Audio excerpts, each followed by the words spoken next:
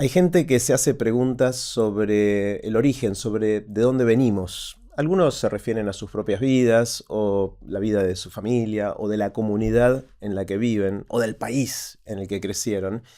Y otros llevan esa pregunta a un extremo. Hoy voy a tener el lujo de conversar con Matías Saldarriaga.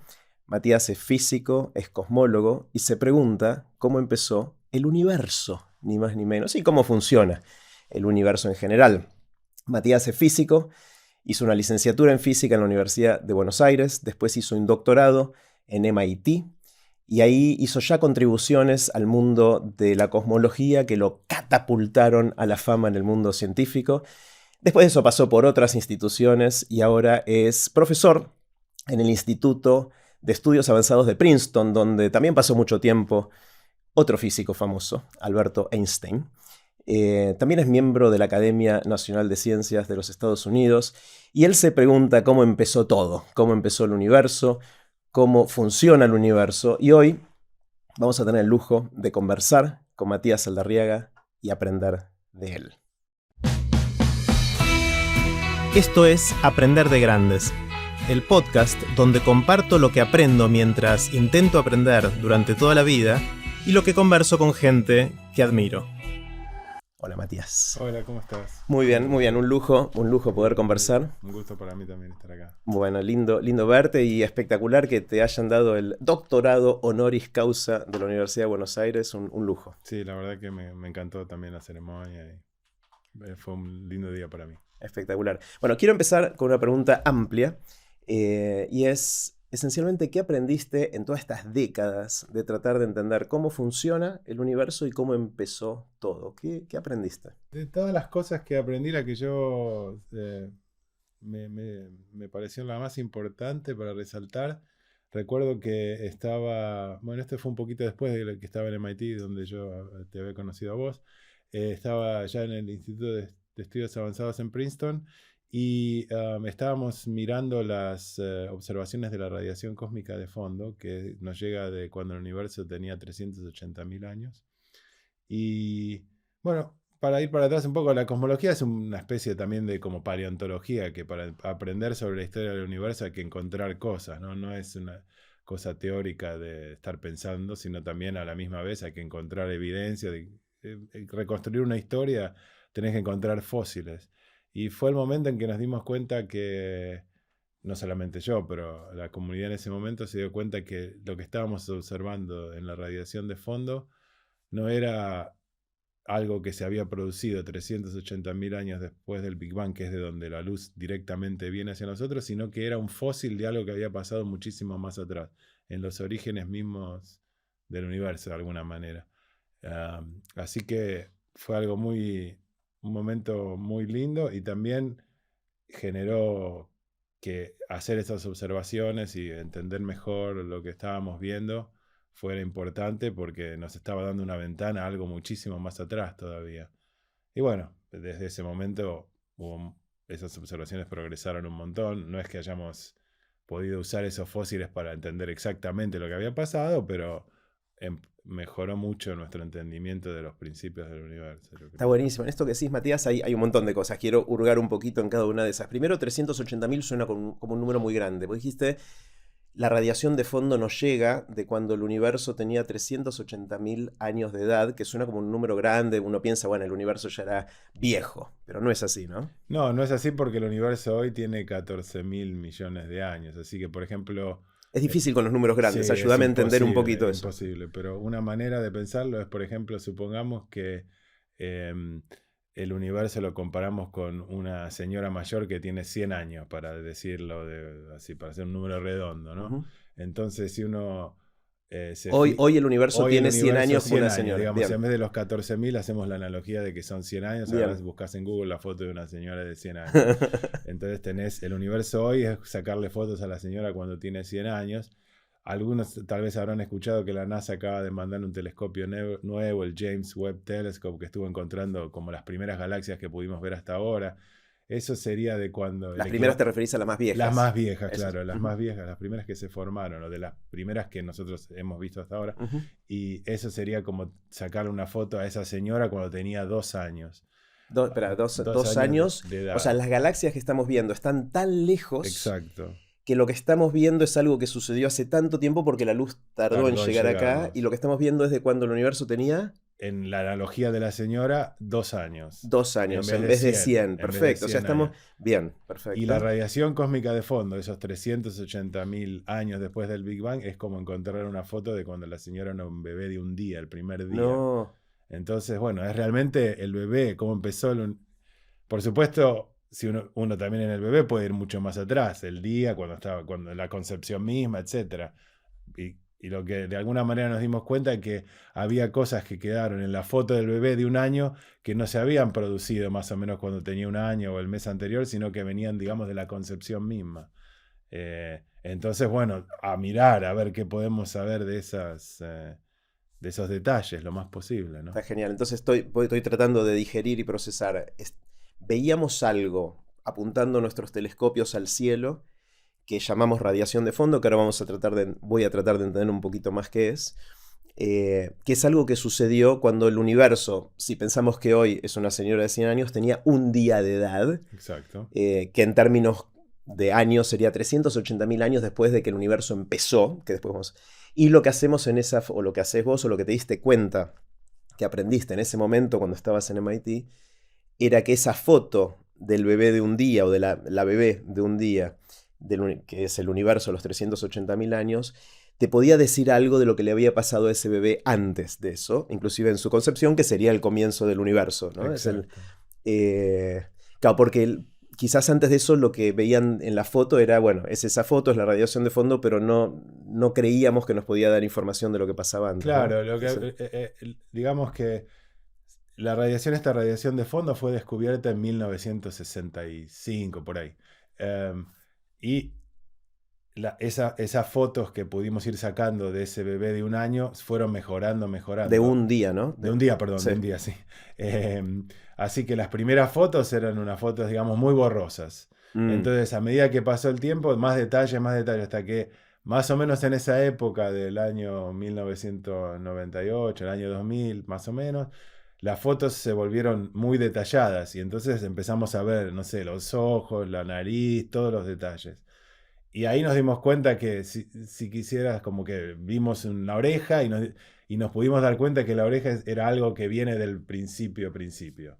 No, no, o sea, no es muy distinto en el sentido de que son los detalles de la foto y por ciertas propiedades de esos detalles es relativamente fácil convencerse de que esos detalles vienen bien del principio. Está buenísimo porque cuando uno hace la analogía de mirar la foto que tenemos de hace 99 años de esa señora, cuando tenía un año, Un día. perdón, un día, No, o sea, hace 99 años y 364 días, exacto. o sea, casi recién nacida, en general tenemos una foto que, como vos decís, es borroso, pero es la foto que tenemos y es poco probable que consigamos una foto mejor. En cambio Exacto. acá, como seguimos recibiendo esa información, podemos sacar cada vez mejores fotos, ¿no? Claro, exacto. Mejorando la cámara, digamos, obtenemos fotos mejores cada vez. Hacer cosmología, me encantó esto que dijiste de que es buscar restos fósiles de algo que pasó, haciendo la analogía con otro tipo de ciencias de la vida. Restos fósiles lo que pasó para tratar de reconstruir la historia. Y lo lindo es que podemos encontrar cada vez mejores restos fósiles para tratar de imaginarnos cómo fue la película, ¿no? De todo. Claro, pero también pasaría en la paleontología, lo podés analizar mejor. De pronto alguien inventó el ADN y tal vez podés encontrar algo y lo volvés a analizar esa misma cosa que encontraste y vas sacando más información. Es lo mismo que está pasando acá. Claro. Ahora, es distinto a otras ramas de las ciencias donde uno piensa, diseña y conduce experimentos, ¿no? Porque cuando uno hace otras ramas de la ciencia, en la física o en la biología o en la química o en otras áreas, uno dice, bueno, me imagino que el mundo funciona de esta manera y dice, bueno, vamos a experimentar para probar si es así, entonces diseño un experimento que te permita testear esas hipótesis que tenías para ver si la naturaleza te dice sí, va por ahí o no. En cambio acá no es que puedes hacer un experimento de cómo empezó el universo, lo único que puedes hacer es observar esos restos fósiles que es un poquito distinto, ¿no? Sí, es muy distinto en ese sentido.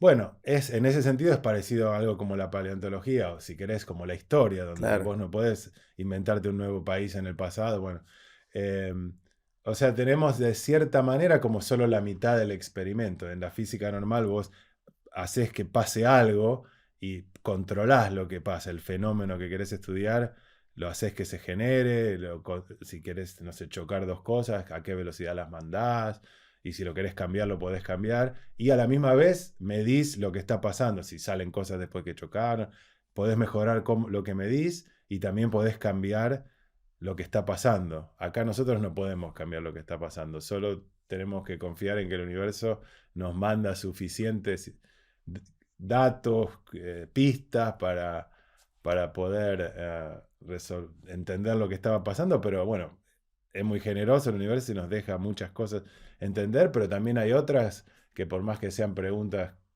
obvias que uno se haría, no tenemos la suficiente información y no sabemos cómo obtenerla y estamos, digamos, en inglés sería stuck, estamos Parados, trabados, claro, claro. trabados. Sí, sí, sí. Ahora, siguiendo con la analogía de la señora de 100 años, cuando tenía un día y le sacamos esa foto y veíamos que tenía ojos claros, podíamos inferir Claro, algo sobre su genética, por ejemplo, exacto, sabiendo exacto. hoy qué es lo que viste en esa foto de la radiación de fondo que te permitió decir, quizás puedo decir algo de cómo Em, llegamos ahí. A ver si lo puedo explicar de una manera sencilla. Resulta que en esa foto podemos ver más de una propiedad de esa foto y que permiten entender, directamente medir en cada región del universo cuánto material había y cuán rápido se estaban moviendo, para qué lado se estaban moviendo. Así que tenemos esas dos propiedades. En la foto mirás para allá, ves cuánto había de material en ese lugar del universo y cómo se está moviendo, mirás para otro lado. Entonces tenés un mapa de cómo estaban distribuidas las cosas y cómo se estaban moviendo. Y ves que hay lugares donde hay más material, lugares donde hay menos material, y te podés preguntar, um, ¿eso que estás viendo ahí, se está formando en ese momento o viene de antes? Y una manera sencilla de darse cuenta de eso, en el momento, en ese 2000, digamos, fue cuando empezamos a medir también las velocidades de las cosas, que no lo habíamos podido hacer hasta ese momento. Antes medían solo cuánta materia Cuánta había. materia había, digamos. La propiedad en particular no es la velocidad, medimos otra cosa, pero no importa, eso es un detalle. Em, y si suponete que hay, en una región hay más material y vos decís, se está formando esa acumulación de material en ese momento. ¿Qué es lo que deberías ver? Que si se está formando en ese momento, las velocidades de las cosas están haciendo que la materia se vaya en esa dirección. O sea, tendrías que, hacia los lugares donde hay más, las velocidades apuntan hacia ahí, porque las cosas están yendo hacia ahí para formar ese, Mm. digamos, montañita. Hay una montañita de algo en un lugar, si se está formando, vos lo estás trayendo, así que las cosas se están acercando a ese lugar. ¿Eso porque se atraen gravitacionalmente o...? Independientemente, De... podría ser ese el mecanismo, pero independiente de cuál fuera el Exacto. mecanismo, si vas a formar algo en un momento, las velocidades tienen que apuntar para ahí, porque tenés que llevar las cosas para ese Claro. lado, digamos. Ujú. Mientras que si vos empezás, por ejemplo, acá en donde estamos nosotros, si querés, comprimís el aire, ponés un poco más de aire en un lugar y lo soltás, si estaba de antes empieza a expandirse, se Claro. empieza a ir se trata de homogeneizar. Ujú. Así que si esas diferencias que veíamos ahí venían de antes, las velocidades apuntarían para afuera. Si se están Bien. formando en ese momento, Espectacular. apuntarían hacia ese lugar. Y ahí vimos que las velocidades se apuntaban para afuera, así que venían de antes. Esas cosas ya Ya estaban estaban ahí, acumuladas ya desde estaban antes. acumuladas desde antes. Y entonces, en ese momento que lo estábamos viendo, boom, se estaba empezando a escapar, digamos. Así que tenías algo que estaba comprimido desde antes y se está desinflando, si querés, en esa región, en vez de que vos lo estás comprimiendo por algún mecanismo en ese momento. Teníamos ideas de las dos posibilidades en ese momento, cuando la gente se preguntaba cómo era posible que había producido esa distribución de material que veían que se empezaba a ver en ese momento. Ujú. Había personas que pensaban, no, se está formando en ese momento, las cosas eh, se están acumulando en ese momento, deberíamos ver las velocidades. Y otros decían, no, esto viene del principio, ya estaba ahí, así que las velocidades van para el otro lado. Y cuando decís acumulando y juntando es para formar estrellas, galaxias, Eventualmente, ese... claro, en ese momento eran diferencias que eran muy, muy pequeñas, pero con el tiempo, en algunas regiones, las cosas, después de casi, no sé, cientos de millones de años, se empezaron a formar las primeras, o sea, en la analogía de la señora, James Webb Telescope que nombré ahora, que está viendo como las primeras galaxias, las galaxias más lejanas que hasta ahora pudimos ver, era de cuando la señora tenía 2 años, o sea que pasó del día al año, acumulándose despacito hasta formar las primeras estrellas y galaxias en ese momento, más o menos. Está buenísimo. Y todo esto lleva a la gran pregunta de cómo empezó todo, ¿no? Y tenemos, ¿no? Se desarrolló esta teoría del Big Bang porque vemos que el universo se va expandiendo, entonces uno pasa la película para atrás y se imagina que todo empezó con una gran explosión y por eso lo llamamos. ¿Qué sabemos y qué no sabemos de eso? ¿Dónde está la frontera del conocimiento? Bueno, digamos que hasta, si corremos la película para atrás, hasta un día, lo que sería un día después del Big Bang. Un día en la analogía de los 100 años. En la analogía de los 100 años, sí.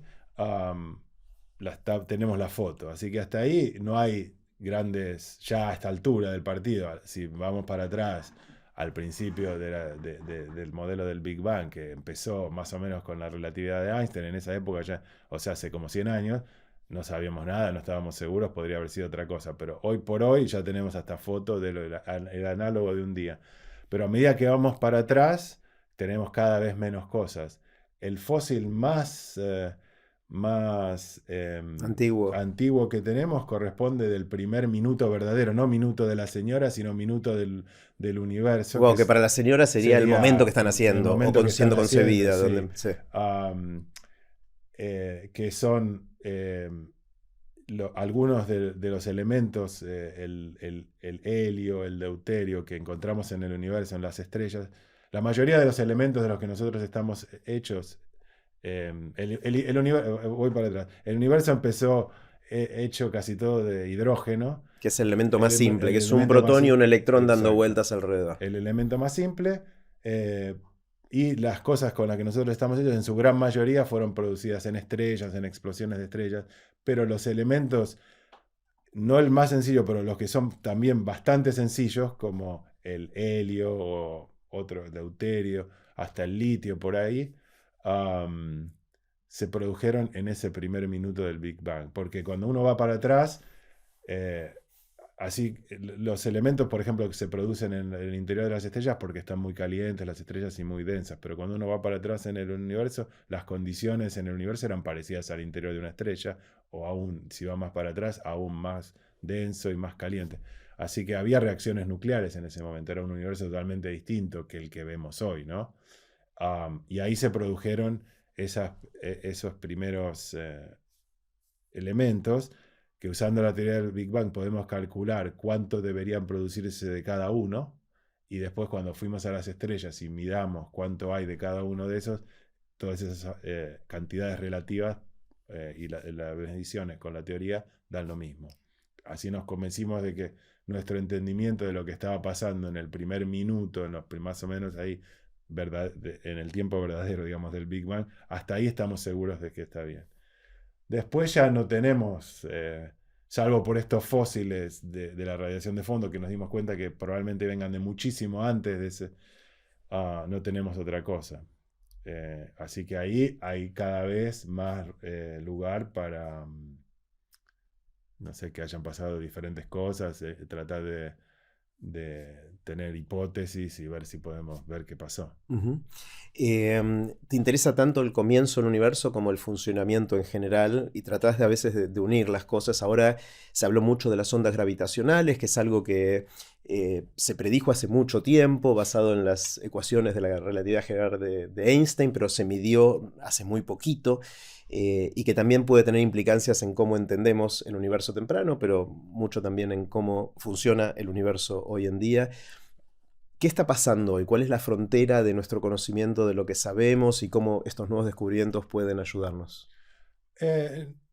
Sí, la astronomía, la cosmología, una de las cosas más particulares de nuestro universo es que es tan grande, que es tan viejo y que está lleno de cosas totalmente, no sé, por decirlo algo, totalmente ridículas, que no tienen fenómenos que no tienen ninguna razón de ser desde el punto de vista humano, ¿no? Entonces apuntamos nuestros telescopios y todo el tiempo en cada 5 años, 10 años, descubrimos algún fenómeno completamente extraño.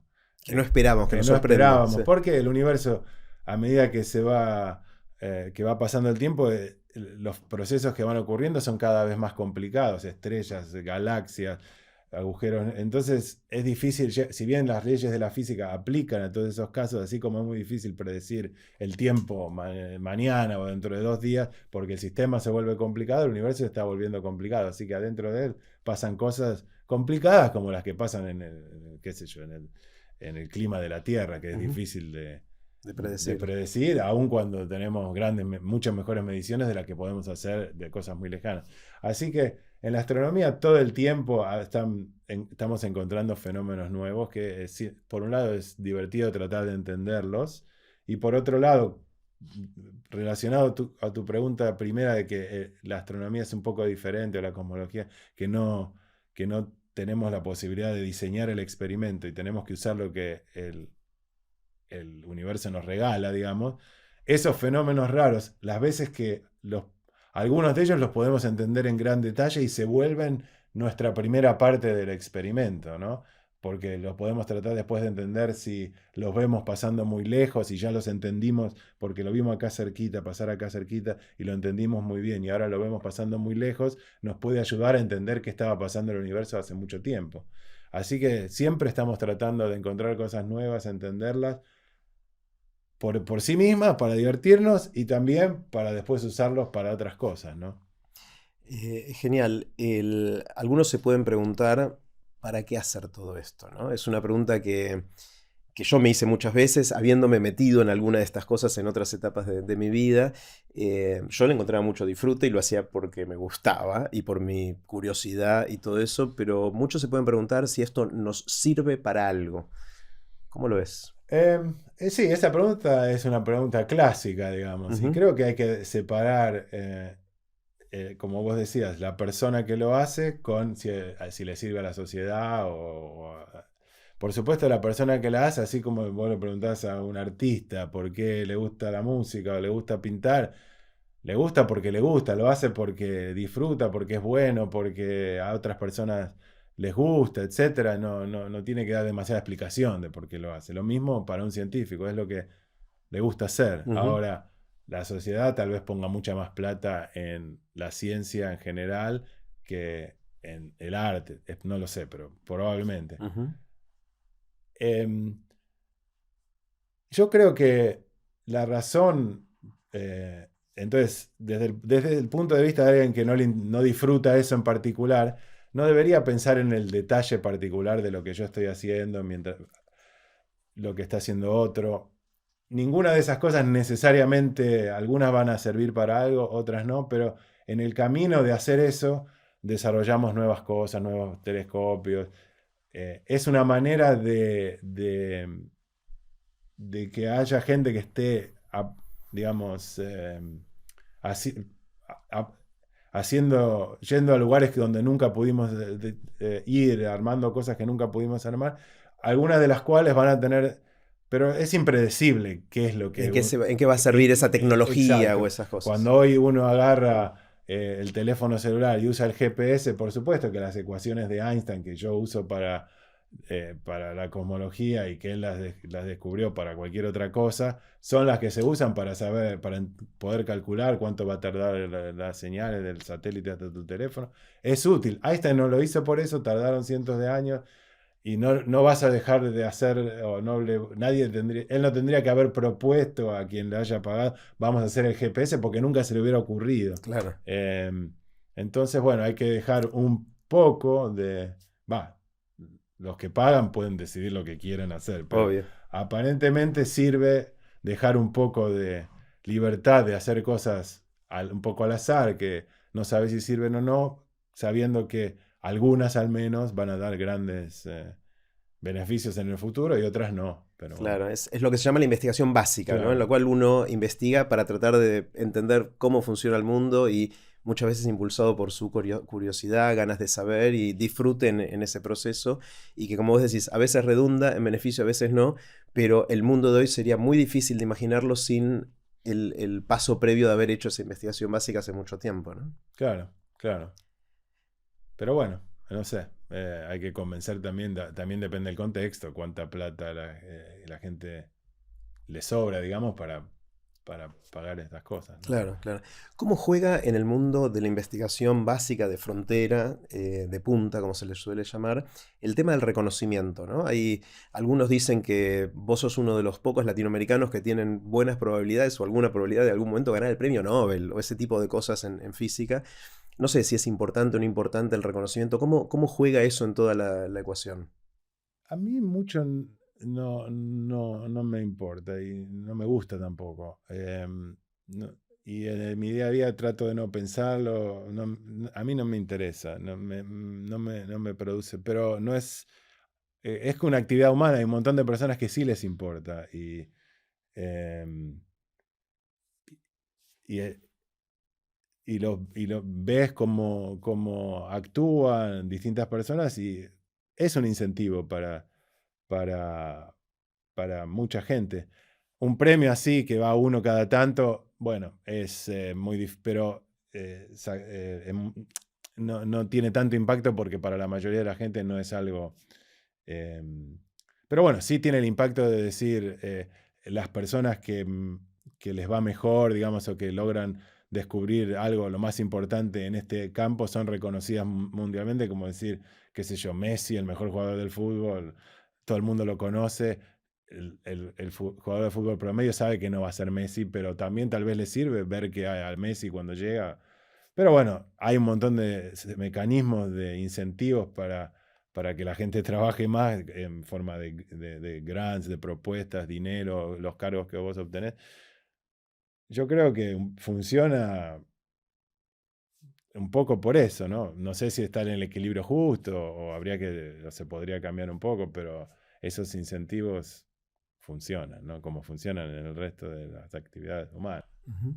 Vos te fuiste a Estados Unidos, si no hago mal la cuenta, hace unos 27 Sí. años, después de haber pasado más o menos esa cantidad de tiempo un poco menos, en Argentina, y te quedaste ahí, hiciste tu carrera científica en Estados Unidos, yo tomé una decisión parecida de irme, pero después volví, entonces como que hay una bifurcación en nuestras historias, en decisiones de vida, ¿no? De cómo enfocarnos. ¿Cómo vivís el hecho de vivir ahí versus acá? ¿Cómo se siente?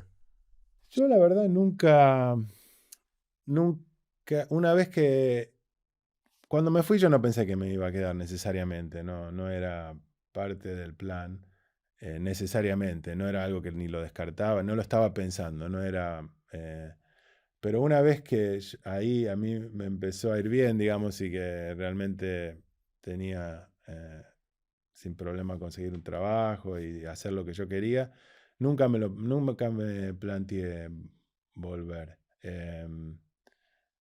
Porque la verdad tengo unas posibilidades que yo creo que acá no las tendría desde el punto de vista laboral y también de la calidad de vida en ciertos aspectos. Tal vez hay ciertas cosas que obviamente que son mucho más difíciles, el contacto con tu familia o amigos que tenías, por supuesto, eso sí. Eh, pero bueno, en esa balanza yo nunca sentí la necesidad de. Eso nunca pesó lo suficiente como para que yo ni me planteara decidir volver. No. Y bueno.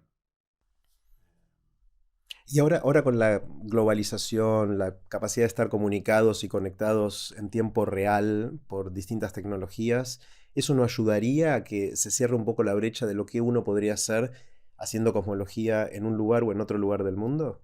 En principio uno pensaría que sí. En principio uno pensaría que sí, pero creo que em, no es tan fácil. Mm, Primero porque parte de la. am, par- Gran parte de una ciencia como así relacionada a la física son los experimentos y esos cuestan dinero y así que eso eh, y hay que tener equipamiento, etcétera, etcétera, que no necesariamente lo tenés acá, no solamente con tener Zoom no alcanza, ¿no? obvio.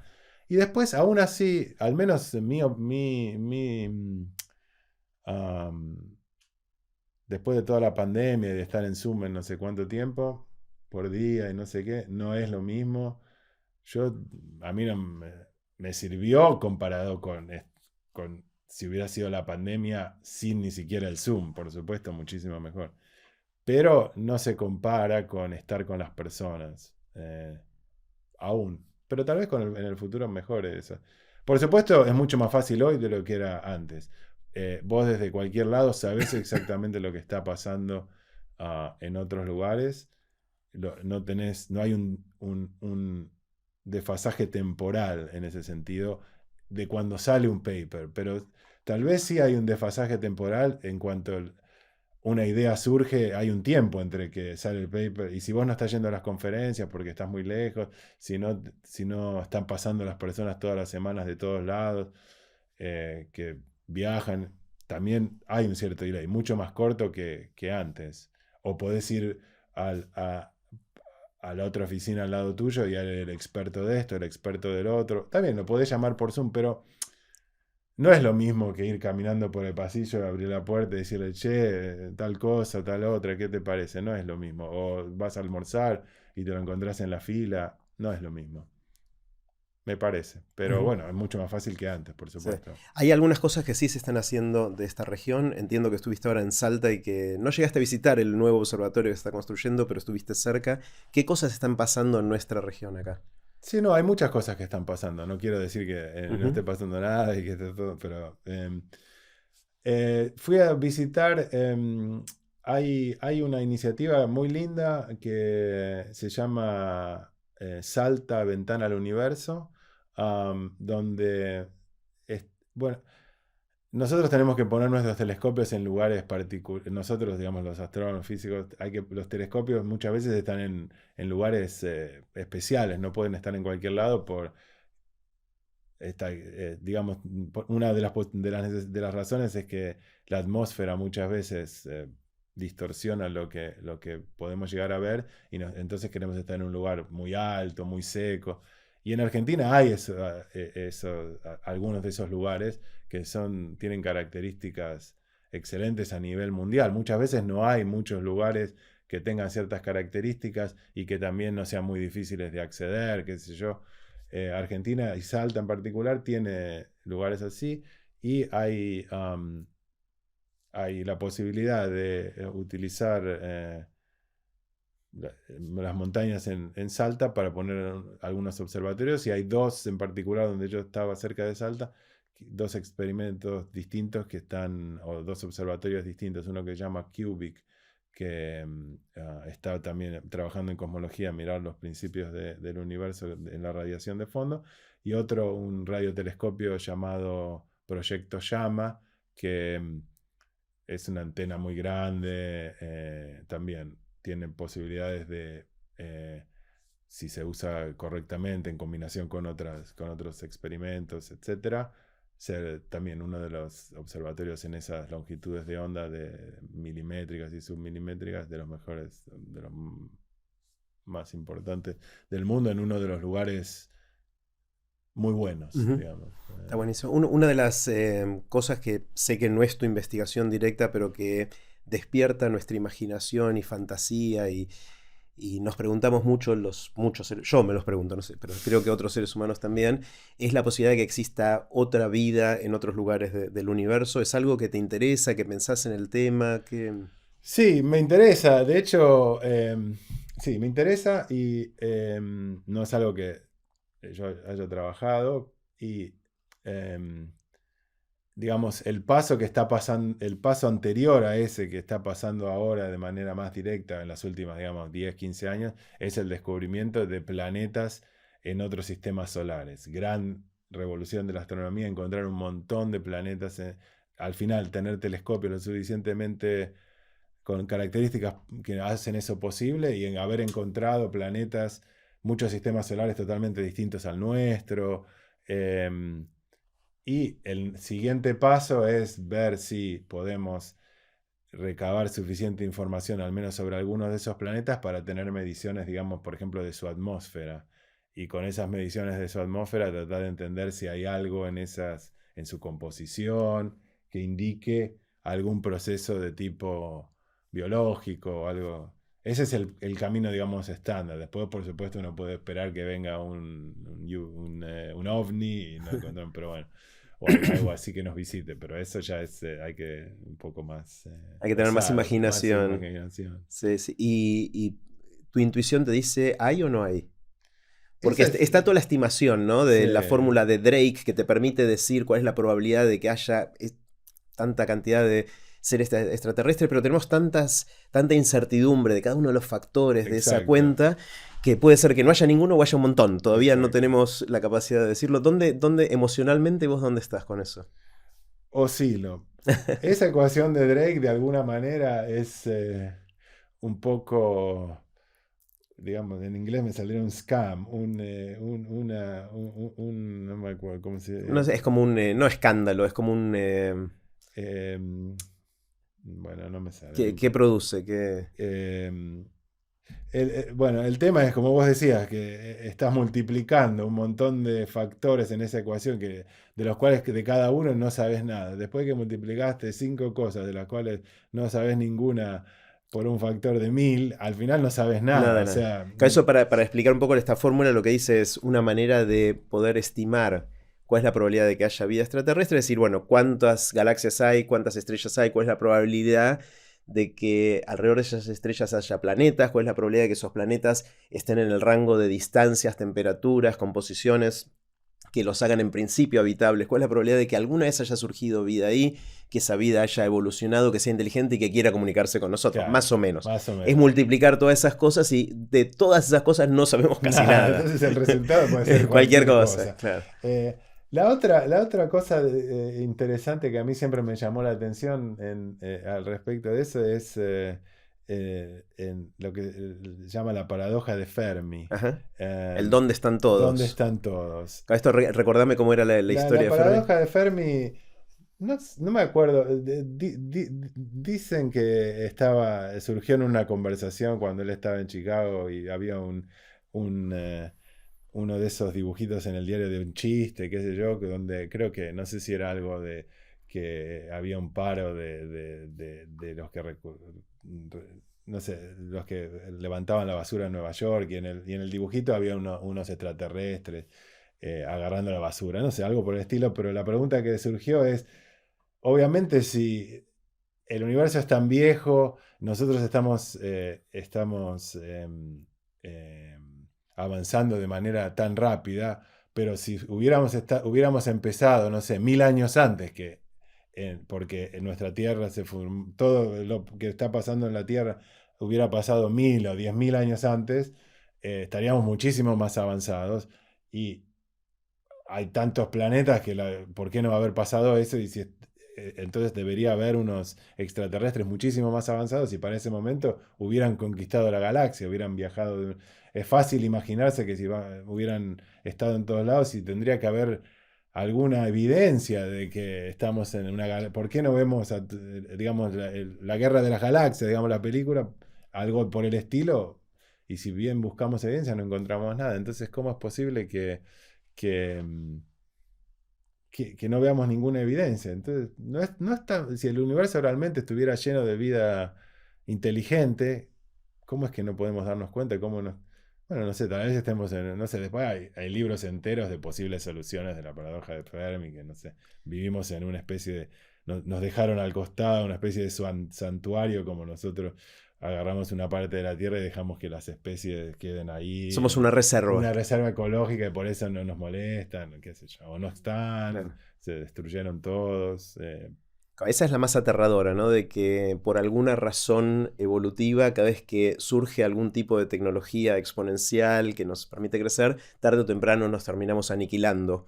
En cuyo caso, dentro de esta ecuación de Drake hay un factor que tiene baja probabilidad porque duramos poco tiempo, ¿no? Exacto, sí, Por eso, yo voy oscilando entre todas esas distintas. Y esa es una de las. eh, de las soluciones más tristes, digamos. Por supuesto, no quiere decir que le haya pasado a todos los demás, no quiere decir que Que nos pasa a siempre es a nosotros. nosotros, siempre está en nosotros. Pero bueno, es posible que las fuerzas, digamos, del environment hagan que sea muy difícil pasar. Y bueno, si mirás alrededor, no es que parece que nosotros tenemos muchas chances de hacer algo demasiado razonable, ¿no? Nos la pasamos peleándonos, discutiendo por tonterías, ¿no? Así Claro, que, porque una forma de pensarlo es cada vez que hay progreso la cosa va funcionando, pero cuando tenemos tanto poder como para autodestruirnos, alcanza con que eso pase una una vez para vez. que no siga la historia, Sí, digamos, ¿no? sí. Y bueno, o sea, si miramos la Guerra Fría, hubo muchos casos en que estuvimos ahí, la crisis de los misiles en Cuba, o hay ejemplos de fallas en los radares, que veían un ataque de Estados Unidos y un ruso decidió que no iba a hacer nada y no hizo nada y era mentira. Pero podría haber Pero decidido podría para el haber otro decidido lado. seguir el protocolo y, o sea, la gente de ellos se entrena Sí, o para la crisis hacerlo. climática, O no la hace falta que crisis sea una guerra, climática. digamos, Sí, pueden ser otras cosas que nos exacto. autodestruyan. Sí. Que sería triste, ¿no? Una de las fantasías también es que estamos tan lejos y que a pesar de que la velocidad de la luz a nuestra escala parece muy rápida, es muy rápida porque nos vemos de manera prácticamente instantánea y como seres humanos tardamos bastante en darnos cuenta, hace 100, ciento y pico de años que sabemos que la luz no tiene velocidad infinita, sino que es rápido pero no infinito. Sin embargo, a escala de todo el universo es relenta la luz, ¿no? Porque justamente tardamos miles de millones de años en recibir la información de lo que está lejos en el universo. Entonces, una de las cosas que uno lee en ciencia ficción es que o tenemos que dedicarle mucho tiempo a viajar a otros lugares. De hecho, las sondas que mandamos están a la Acá vuelta de la nomás, a esquina. la vuelta de O la sea, ni esquina. salieron de Acaban de nuestro... salir del sistema solar, Y, del y para que Voyager, lleguen a la y próxima estrella falta un salieron montón nunca, todavía. sí, No van a esas llegar no van a nunca. llegar, no. Bueno, Entonces, la gran fantasía es en estas sorpresas que nos va dando el universo, si existe alguna otra configuración que nos permita tener algún atajo para ir lejos, los famosos agujeros de gusano u otras posibles soluciones teóricas a las ecuaciones de la relatividad general. ¿Hay chances de que exista algo así o no? bueno, como vos decís, son soluciones teóricas, así que chances hay. ¿Por qué? O sea, no es que tengamos nosotros ninguna posibilidad o idea de poder hacer eso en nada que ver, no se nos puede ni ocurrir cómo empezar, pero si te pensás, esperemos 10.000 años, bueno, sería muy eh, para alguien decir que eso no podría pasar, no sé si exactamente como en el libro de ciencia ficción, pero algo que juegue ese mismo papel, um, yo diría que algo por el estilo podría llegar, ¿por qué no? Ujú. Sí, no lo descartaría para nada. Mm. Eh, pero aún si no lograra, eso es claramente imprescindible si quisieras ir a otra galaxia, pero si quisieras conquistar nuestra galaxia, aún a velocidades cercanas, si pudieras viajar nomás a velocidades cercanas de la velocidad de la luz, Se lo podría podrías hacer. hacer, dado la enormidad del tiempo, Disponible. disponible de la cosmología, ¿no? Claro. O sea, por más que nos lleve 4 años llegar a la estrella más Más cercana, cercana, o sea, es comparado cuatro con años 14 o miles de millones de años bueno, se ¿por qué podría no? Se hacer. podría Sí, sí, hacer. sí. Sí. Eh, Em, Otra de las cosas que cuando pienso en vos me intriga mucho es esta idea de dedicarle toda una vida profesional a profundizar en un área del conocimiento humano.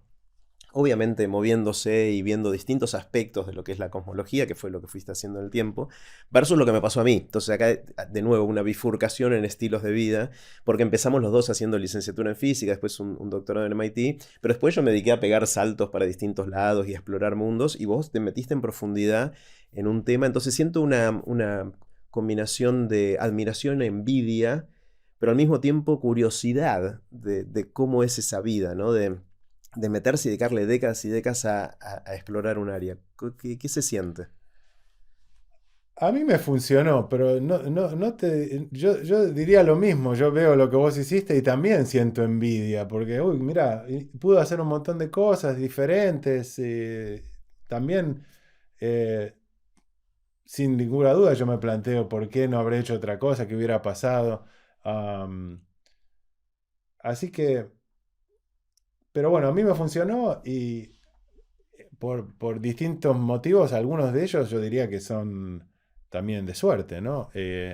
tuve esa posibilidad de hacerlo y también resultó fácil para mí hacerlo, dadas las oportunidades que yo tenía, las personas con las que podía trabajar. Eh, Hasta ahora siempre sentí que tenía la oportunidad de hacer algo que a mí me divertía y me gustaba y era la solución, digamos, más sencilla. Yo, ir para ahí era algo que me divertía, me gustaba, podía hacer algo interesante Y lo hacías y lo bastante bien. hacía bien. Así que nunca... Pero bueno, el tiempo también va pasando, ¿no? Y las habilidades de cada uno van cambiando. Así que yo no descartaría que de acá a un futuro trate de hacer alguna otra cosa, ¿no? Porque obviamente me estoy poniendo viejo, cosas que podía hacer fácil antes no las puedo hacer ahora. Hay un montón de otra gente haciendo cosas y son más jóvenes y les sale más fácil. Así ¿Y que tenés alguna fantasía de cosas para hacer a futuro que te gustaría explorar? Em, no, todavía no lo pensé demasiado. Sé cosas que no me gustaría hacer, pero la verdad me gustaría buscar algo en el cual, o sea, lo que a mí no me gustaría hacer es, a medida que uno se va volviendo más grande, es más fácil meterse en cosas donde uno maneja a otras personas, tiene un grupo. No, eso es lo que yo no querría No querés ser hacer. un gerente. No querría hacer, no querría dedicarme a hacer, digamos, management de la ciencia o no, querría buscar algo medianamente técnico o algo que yo tendría que hacer, aprender a hacer como si fuera un estudiante de vuelta y que realmente yo lo hiciera, ¿no? Con otro fenómeno, pero No grandes grupos, no grandes dirigir, a equipos. ver, que me vengan, le hiciste bien, mal, se lo damos a otro. No, yo quiero al menos hacer una parte significativa. No tiene que ser ni la mayoría ni nada, pero si hay un grupo de 10 personas que lo están haciendo, yo realmente esté haciendo la parte que me corresponde, ¿no? Ujú, Escuchando lo que hacen todos, ¿no? claro. Eh, ¿Qué le dirías a alguien que está empezando y le pica el bichito de la curiosidad por estos temas? Alguien que está estudiando alguna carrera y está pensando en la ciencia en general, o la física, o la cosmología. ¿Qué le dirías? Yo le diría que ponga todo su entusiasmo en eso, trate de abrir sus horizontes lo más posible y trate de conectarse con personas que lo están haciendo y que haga cosas, no que trate de conectarse y se trate de enganchar en algún proyecto para hacer algo. Y que es importante tratar de conseguir a la mejor persona posible con la cual engancharse, digamos, dentro de las posibilidades, Como tener un maestro, o tener un mentor, un claro, mentor. y tratar de buscar al mejor mentor que pueda conseguir, digamos. Ujú. ¿Y cómo se encuentra? ¿Qué es tocar puertas y conversar con gente y ver qué pasa? Sí, comenzar, ver qué pasa, tratar de entender también am, qué ha hecho cada una de esas personas Ujú, como para darse cuenta o sea, no solamente... Una cosa que yo le diría también es que, sobre todo si está, digamos, una persona que está en Argentina, digamos, no que ujú. está en algún lugar donde está, sino donde que tal vez tenga que resignar lo que a esa persona le parezca que es lo que sus intereses, lo que le divierte más, lo que le gusta más, por está el balance de encontrar el área donde hay actividades acá o una persona en particular que realmente es, digamos, está a un nivel superior a los otros o más cercano a la punta de lo que está pasando. Que haga ese balance, Claro. porque no es lo mismo. Y si uno tiene la suerte y que es algo para cultivar también, de que tratar de que te interesen más de una cosa, no pensar que hay algo que a uno le interesa sí o sí y otra cosa que no tanto. Si uno puede abrir sus intereses lo más posible, que en este caso es útil para poder encontrar, digamos, el mentor que está más en la punta que yo puedo, de algo que yo pueda Ujú. encontrar, igual le va a servir la vida es muy larga, ¿no? Lo que vas a hacer después de 10 años, un número, por decir algo, ya se acabó, tenés que moverte a otra cosa. Así que si tus intereses los dejás muy focalizados, te va a costar más adelante encontrar otra cosa, ¿no? Claro. Cuando hace unos días contabas esta historia de que si uno quiere hacer una contribución significativa en lo que está haciendo, uno de los secretos, decías, era estar en el lugar correcto, en el momento correcto. Contame cómo funciona eso y cómo te funciona a vos. A mí me funcionó, sí. Para mí, no lo quiero extrapolar a toda la sociedad, pero por al menos en la parte de la ciencia que yo conozco y en los años que yo lo he visto, hay partes de la astronomía o de la cosmología que en determinadas décadas tienen un boom. ¿Por qué? Porque algo pasó, descubrimos una mejor manera de medir algo, a alguien se le ocurrió algo, o a esa persona, algo pasó, y de pronto eso le abre los ojos a las personas con esos intereses de que, uy, es como muchas cosas podemos hacer un montón de cosas ahora que no las podíamos hacer antes, y hay un boom de personas y de cosas que pasan. Si uno se engancha justo en esos booms, te lleva solo, o sea, hay que, no totalmente solo, pero una cosa es remar a favor de la corriente y otra cosa es remar en contra de la Claro. corriente. Y eso está pasando todo el tiempo. Y después alguna de esas cosas se estanca porque ya a nadie se le ocurre y se vuelve cada vez, bueno, los diminishing returns que pasan en todo, ¿no? A Ujú. medida que ya llegaste a algún lado, cada vez mejorar un poquito más se vuelve más difícil. Si ahí vos podés saltar a otro de esos y lo A haces tres buscar veces, ya otro. está, sos Claro, y me un imagino que Maradona. en cosmología o en lo que estás haciendo vos, la medición de ondas gravitacionales de distinto tipo, descubrir y caracterizar los exoplanetas, esos Planetas. planetas que están en otros sistemas solares, lo que este nuevo telescopio, el James Webb, nos va a permitir ver y entender y descubrir del universo, que algunas cosas serán profundizar lo que ya sabíamos, otros van a ser descubrimientos que ni esperábamos. ¿Son esas las fronteras o hay otras más? Sí, esas son yo creo que las fronteras más Fértiles o... fértiles. Ujú. También, bueno, en astronomía, en este momento, una de las maneras de darse cuenta cómo apostar a Ujú. una cosa o la otra, si uno Ujú. tuviera que apostar, hoy, en el cierto sentido, lamentablemente, estos telescopios muy grandes tardan en hacerse, ¿no? Ujú. Así que uno fácilmente puede saber cuáles son las cosas cuyos los nuevos instrumentos, los nuevos telescopios que van a pasar en los próximos 10 años, que son cualitativamente diferentes o mejores de los que tenemos ahora. Mm. Y entonces siempre es posible que sea un área buena para apostar, porque bueno, Vamos a tener, vamos a dentro de tener 5 años cosas vamos a tener datos de cosas que antes que no antes no conocíamos. teníamos, muy diferentes. Y por suerte, hasta ahora, en general, en la astronomía, como te decía, el universo es tan grande, qué sé yo, siempre, si vos mirás cualquiera de los experimentos grandes así, descubrieron siempre un montón de más cosas nuevas, extrañas y qué sé yo, de las que se imaginaban. O Ujú. sea, lo construyeron para hacer algo, lo hizo, pero aparte de eso había 5 o 6 cosas más. Y si eso sigue pasando, si uno, no sé, piensa, ok, ahora vamos a tener por primera vez, hay un telescopio que se está haciendo en Chile, el nombre anterior, ahora le cambiaron el nombre que me olvidé, le pusieron el nombre de una persona, pero LSST, Large Synoptic Telescope, no me acuerdo, que va a poder medir, sacar fotos del cielo muchas veces, muchas veces por día. Va a poder hacer como películas, digamos. O sea, Ujú. está empezando lo que está llamando Time Domain Astronomy, cosas que cambian con el tiempo. Ujú. Estudiar, uno cuando piensa en la astronomía, piensa saca una foto y la saca mañana y es lo mismo. Pero en el universo hay un montón de explosiones, fenómenos en distintas escalas temporales, muchas de las cuales nunca hasta ahora hemos estudiado porque no teníamos la posibilidad de volver a buscar, hacer mapas del cielo con tanta rapidez, muchos por noche, Mm. en gran parte del cielo. Y este telescopio fue diseñado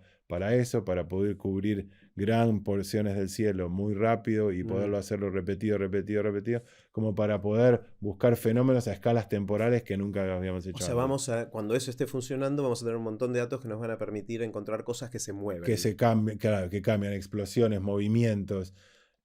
Muy posiblemente eso abra de vuelta, una nueva dirección y va a haber seguro va a haber muchos fenómenos que no nos imaginábamos, en escalas temporales que no, como nunca lo habíamos mirado, no se nos habían ocurrido. Claro. Volviendo por un segundo al Big Bang, que hay algo que me quedó pendiente.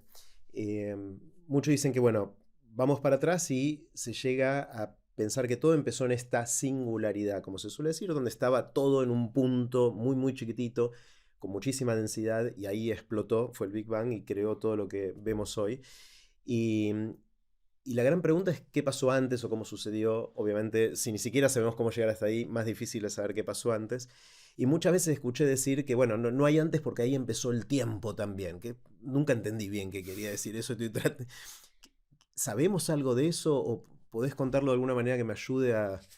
Bueno, lo más importante de lo que vos dijiste, que a medida que vamos para atrás menos sabemos, así que hay que tomar todo con pinzas, ¿no? Ujú, Pero entonces, la gran, una cosa que nos ayuda mucho en la astronomía, en la cosmología, es que las leyes matemáticas de la física funcionan, así que podemos hacer modelos, podemos hacer cálculos, tener ideas de qué podría pasar y probar que al menos sean consistentes de alguna manera con las leyes de la física que tenemos.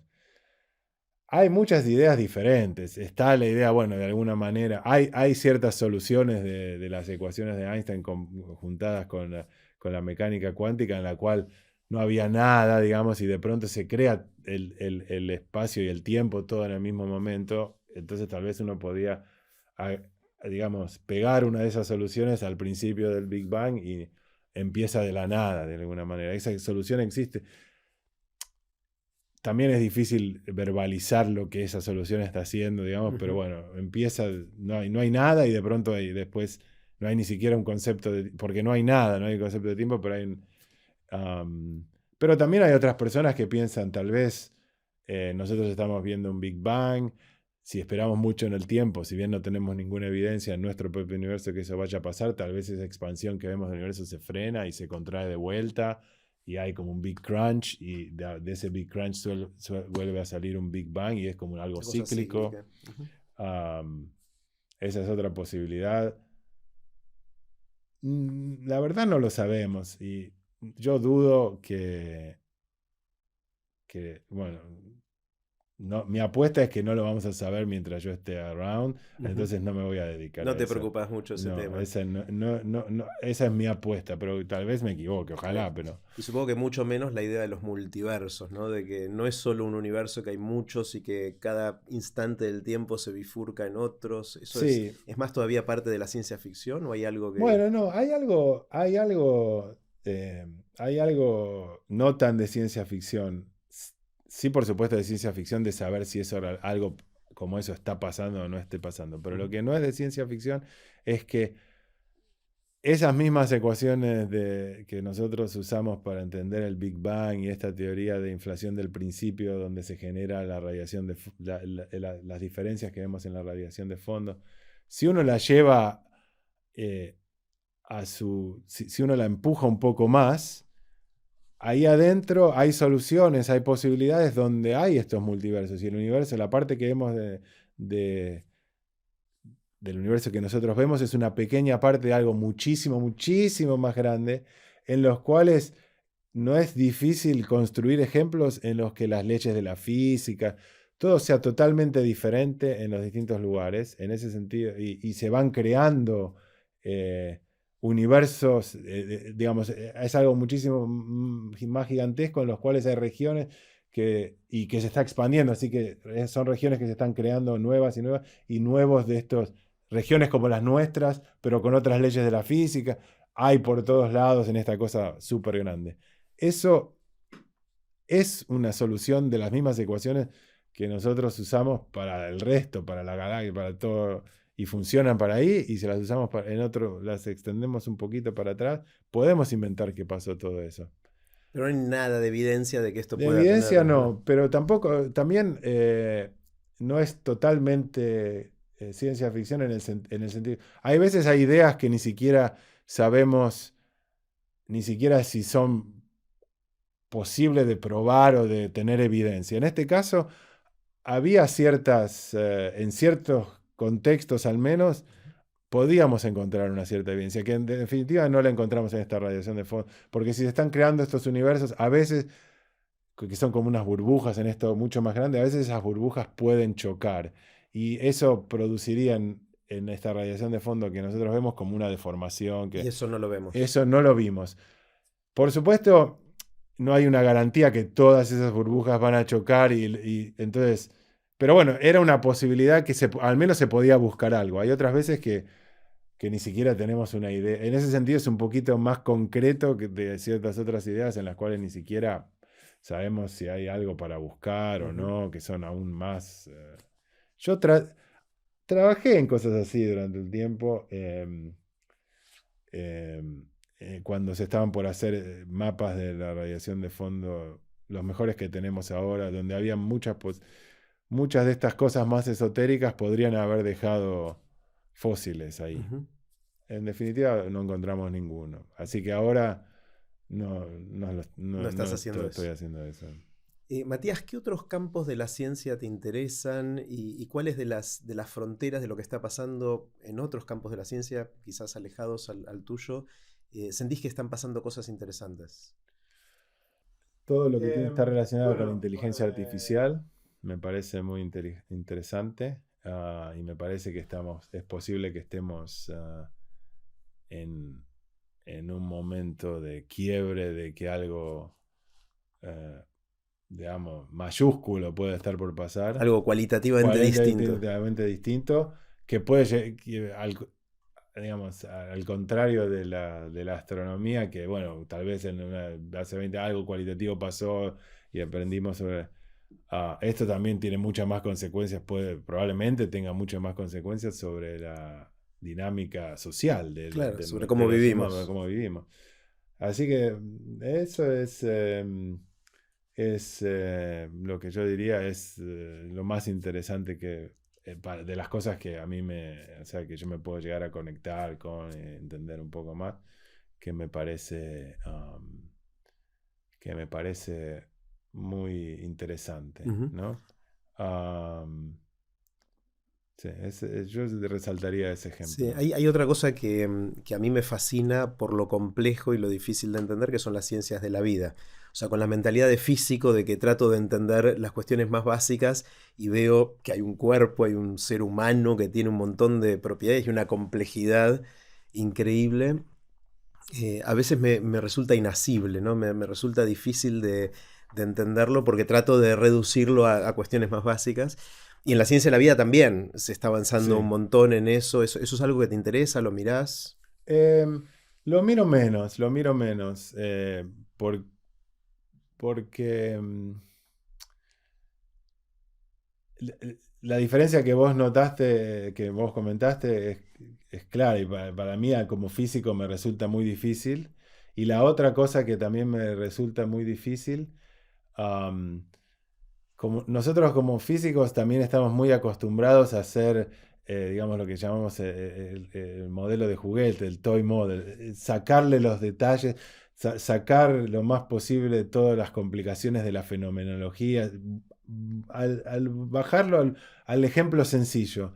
Y entonces, en general, muchas veces tratamos de no mezclarnos en los detalles, de todo lo... No sé, aunque estudies en los materiales, los tratás de simplificar. Y acá me parece que en la biología, toda la fenomenología, es como que uno no puede hacer biología sin saber toda esa... Claro, porque gran parte de eso es la complejidad, justamente. Claro. Entonces, si tratás de simplificarlo, perdés la vida. Perdés la vida. Y entonces, a mí me resulta muy difícil porque, digamos, saber memorizar todos esos datos, todas esas posibilidades, llevarte... No es algo en lo que fui entrenado y en lo que particularmente me siento que soy demasiado bueno. Me pierdo en los detalles, o sea, y siempre hay la excepción y siempre está el otro diferente que lo hace diferente. Y se vuelve, lo siento demasiado complicado. Me divierte hablar con personas que hacen biología. Hay biólogos un poco más teóricos en el instituto en los cuales me divierte hablar con ellos, pero es muy complicado, lo noto muy complicado, para mí me supera. Me hiciste acordar cuando en física está esta conversación que solemos tener de que cuando pensamos en un caballo, suponemos que es esférico, que no tiene rozamiento y Claro. que se mueve. O sea, tratamos de simplificar al máximo para entender algunas características de los modelos. El tema es que muchas veces las simplificaciones son tan grandes que lo que modelamos o pensamos no se parece nada después a la realidad, o a veces sí, y ese es el momento interesante, ¿no? Claro, y aparte como estamos tratando de, en muchos de los casos, entender las leyes básicas, digamos, tratamos de simplificar para que la ley que estamos tratando de entender siga operando, pero otras cosas no, mientras que la gracia de las cosas complicadas es que está todo pasando a la misma vez, si lo querés. Bueno, es complicado y hay que... Bueno, no fui entrenado para eso, así que me cuesta mucho más. El otro área donde eso se lleva a un extremo es como de lo que tenemos dentro del cuerpo y en particular dentro de la cabeza surge nuestra La conciencia y un conciencia. montón de cosas que nos hacen humanos, que eso creo que es llevar la idea del sistema complejo y de propiedades emergentes a un extremo bastante más grande, ¿no? Sí, sí. Y de cómo esas conciencias interactúan entre ellas y las ciencias sociales son mucho más complicadas. Siempre, o sea, creo que los físicos siempre tienen, bueno, en modelo sencillo como un gas, y nosotros hablamos de situaciones en las cuales hay muchos agentes, pero están haciendo una tontería, digamos, y después nos cuesta entender o ver, darse cuenta de las cosas complicadas que pasan y, bueno, las- Me acuerdo, me hiciste acordar no sé si leíste La Fundación de Asimov, la sí, sí, trilogía en sí. su momento, que habían desarrollado en esta historia, en esta trilogía de ciencia ficción, la La psicohistoria. ¿Te psicohistoria, acordás? sí. Que era Sí, la me idea encantaba de ese. tomar las leyes de la termodinámica de un gas justamente para ver cómo de los movimientos atómicos de cada molécula o cada átomo podíamos inferir propiedades del gas como la presión, la temperatura, el volumen, las distintas cosas que podemos medir macroscópicas basado en eso y decir, bueno, ¿qué pasa si pensamos a un grupo grande de seres humanos como un gas? ¿No? Esa era un poco la idea de la psicohistoria y ver si podíamos predecir cómo se iba a comportar una gran masa, no de gas, sino de seres humanos, cuando poníamos ciertas reglas de interacción. Obviamente era ciencia ficción, estaba lindo como ejercicio mental, pero creo que no es fácil porque el No es sistema es demasiado fácil. complejo, ¿no? Sí, y aparte, bueno, en ese caso ya predecían no propiedades macroscópicas, sino predecían Evolución fenómenos histórica. histórica, claro, claro. Había una película de que estaba Tom Cruise o algo que podían saber cuándo iba a ocurrir un crimen y lo agarraban justo antes, yo no me acuerdo, pero similar podés pensar que medís todo su diente y podés saber que esta persona, si se da tal cosa, mañana va a ser, y bueno, lo parás antes, Claro, y lo metés preso porque lo iba a hacer aunque no lo hizo, ¿no? claro. Eh, Está bueno eso, la idea de si en algún momento vamos a poder leer la mente, si es un crimen, planear un crimen. claro, sí. O sea, y ahí empezamos a hacernos preguntas morales, éticas, que son complejas, ¿no? Está buenísimo. Bueno, Matías, quiero hacerte una serie de preguntas cortitas. Las preguntas son cortitas, pero vos tomate obviamente el tiempo que quieras para responder. Y la primera es justamente la del viaje en el tiempo. Suponete que alguno de tus compañeros de Princeton inventa la máquina del tiempo, finalmente, y te dice, Matías, te voy a prestar este aparatito que hice y te voy a dejar que hagas un viaje a donde quieras y a cuando quieras. Vas a estar un ratito ahí y después vas a volver al aquí y a la hora. ¿Irías al futuro o al pasado? Me la pasé pensando en esa pregunta un montón. Eh, Entonces, bueno, pues, what's the point? ¿Para qué lo quiero hacer?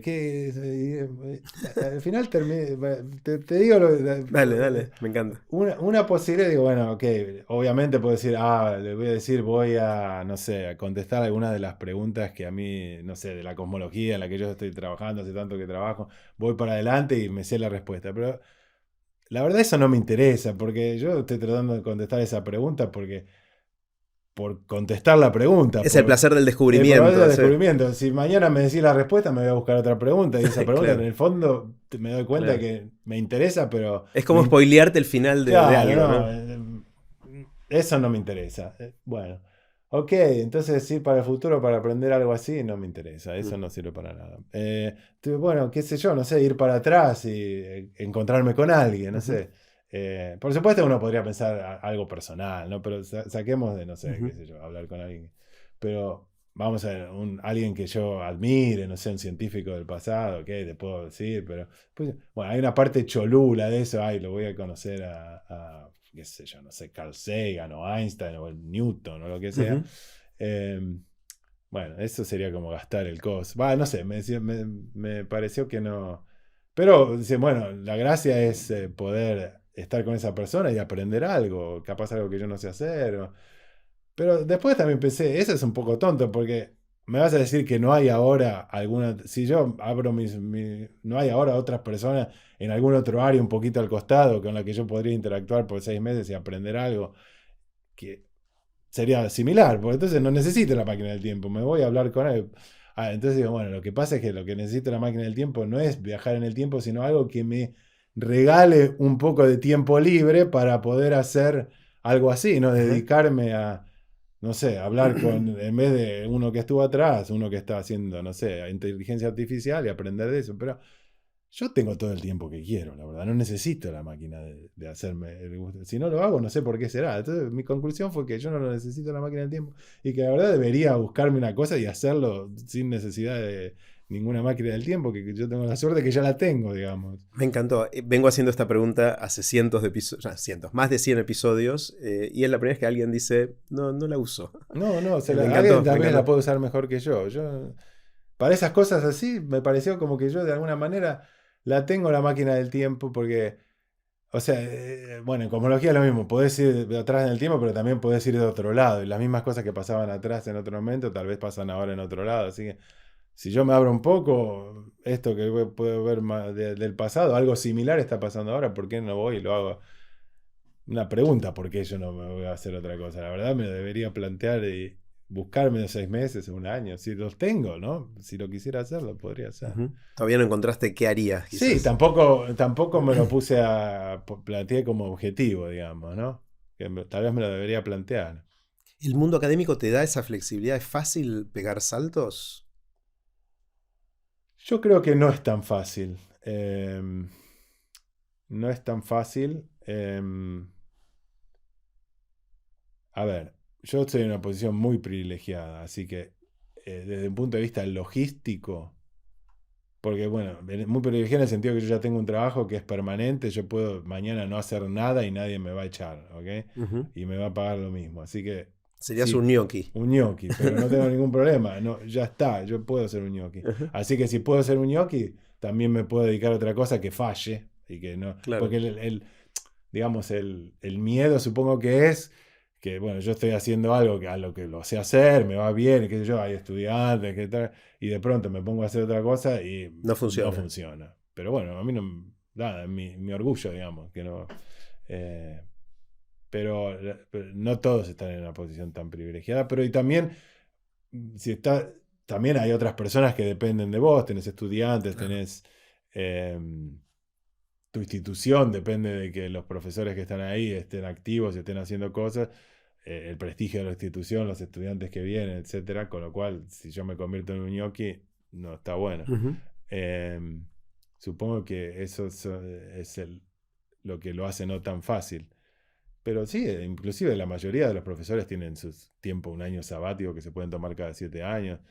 Podría dedicarse a algo totalmente Ujú. distinto, hacer un cambio. Hay gente que no es tan difícil de que de que no te podría dar muchos ejemplos de personas que lo Ujú. hayan hecho que yo conozco. ¿Qué sabes hoy, Matías, que no sabías cuando estabas empezando? Hace quizás en el 95, ponele para poner una fecha.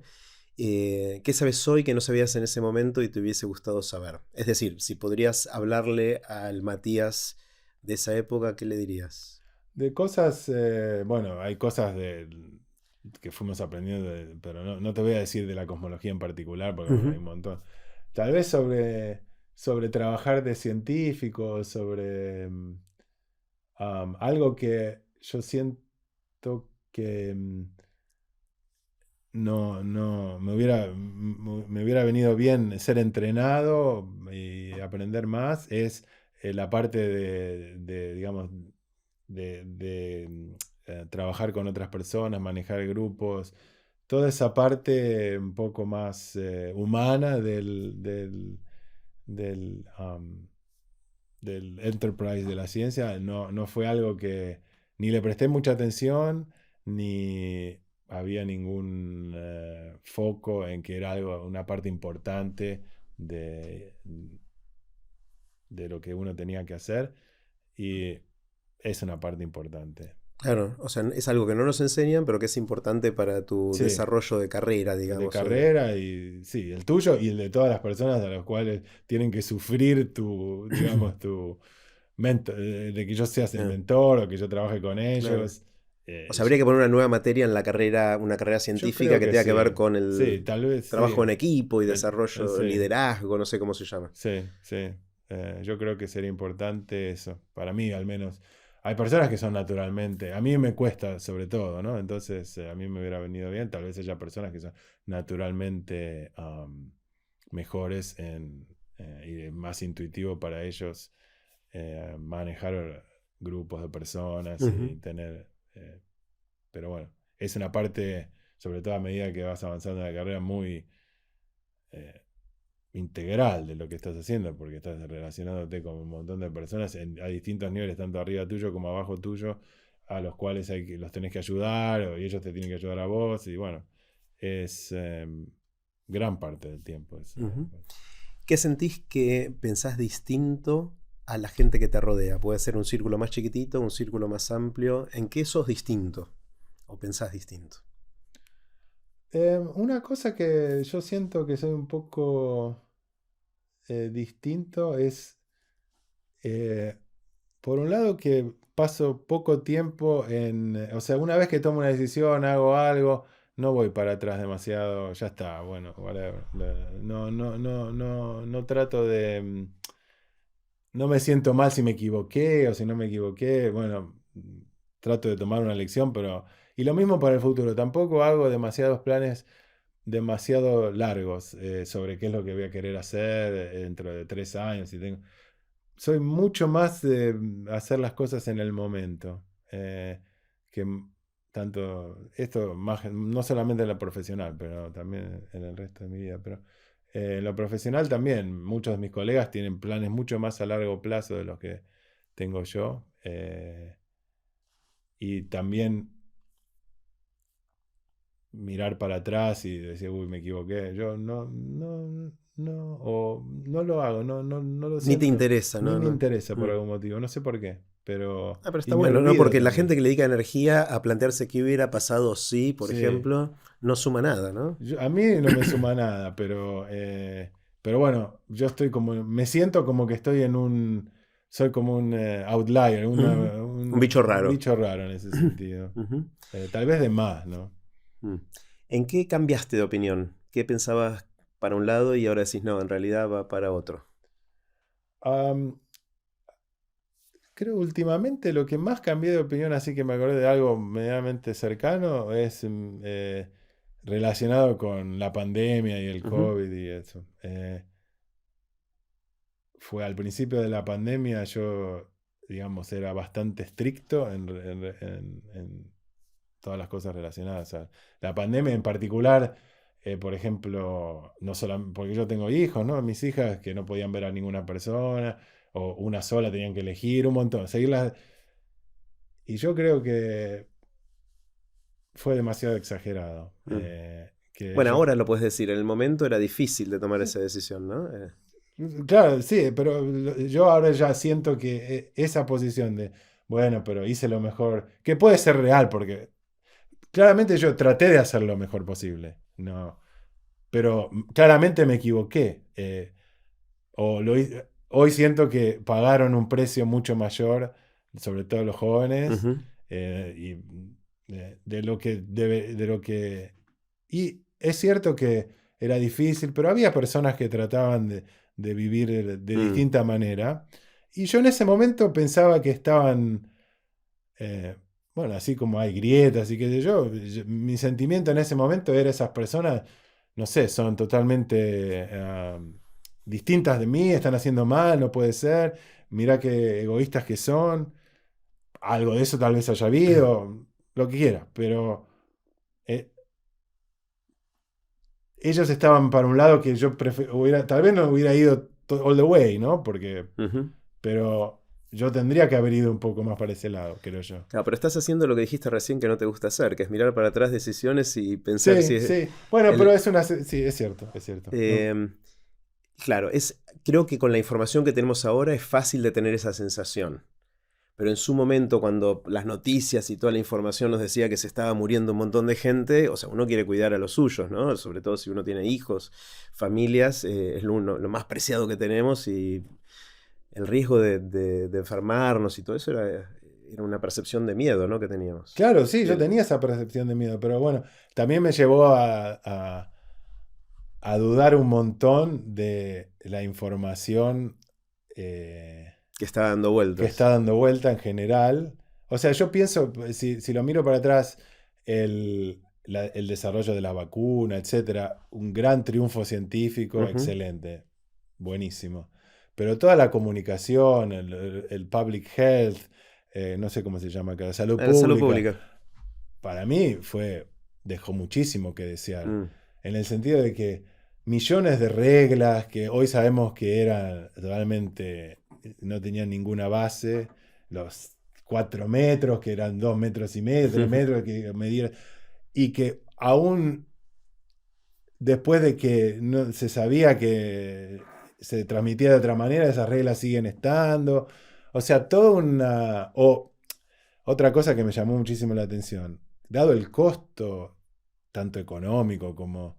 Yo hubiera pensado que, no sé, Estados Unidos iba a bajar sobre los distintos edificios, iba a hacer millones de experimentos, midiendo todo lo posible, tener unas escuelas que funcionan así, otras escuelas que funcionan allá, y medir hasta el último, y hay datos de todo. Y no, No. siempre unos Como estudios, ponían había reglas generales. reglas generales Sí. basadas en un restaurante en China, había Es uno que verdad. estaba el aire acondicionado y el vientito venía así, se contagió y ahora todos, y no había, bueno, yo entiendo que en un primer momento tomás las reglas que tengas que tomar, pero a la misma vez yo hubiera dicho, estaríamos midiendo como locos todo y cambiando esas Sí. recomendaciones, avisando, te digo que hagas esto hoy porque es lo mejor que sé, pero dentro de una semana, un mes, cuando sé más, te lo cambio. Tal vez es imposible de hacer. De hecho, en ningún país lo pudo hacer. Tal vez hay Claro. algo... Bueno, en el mundo ideal de nuestra mente científica sacamos el experimento controlado, esto que decías, un edificio así, otro así, un restaurante así, otro así, y después comparemos grupos de control y todo eso.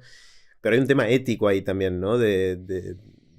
No podés obligar a la gente a hacer cosas que quizás sientan que no es lo mejor para su salud, ¿no? Es cierto que hay temas éticos, pero también el no haberlo hecho también es un tema ético, Mm, porque pa- un montón de gente pagó los costos. claro. ¿Cuánta gente se murió que tal vez si vos hubieras entendido mejor cómo funcionaban las cosas y no gastar eh, esfuerzos en algo que no servía y hubiera también no sé para dónde está la balanza, pero no sé, siento que la- Mm, no sé, siento